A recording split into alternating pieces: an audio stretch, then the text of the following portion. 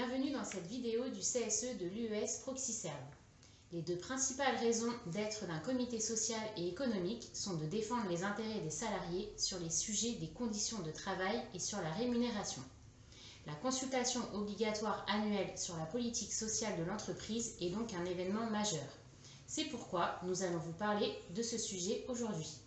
Comme vient de vous le dire Aurélie, lorsque nous abordons la politique sociale de l'entreprise, l'employeur présente ses bilans de l'année passée sur les conditions d'emploi des travailleurs handicapés, les accidents de travail, l'égalité professionnelle, les formations, les conditions d'embauche, les licenciements et les démissions, l'évolution des salaires fixes et de la part variable.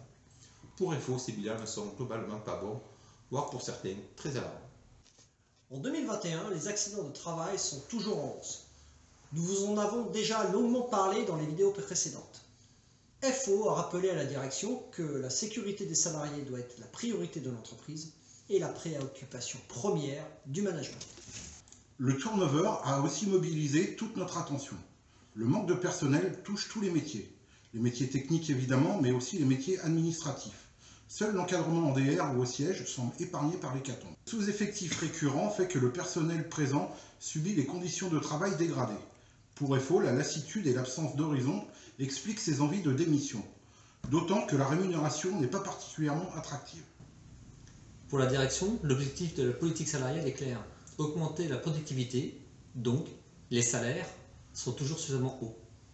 La direction a affûté ces éléments de langage. Les salariés ne doivent pas raisonner qu'en termes de taux horaires, ils doivent prendre en compte tous les éléments de la rémunération, 13e mois, prime vacances, les chèques cadeaux du CSE et les diverses primes de productivité.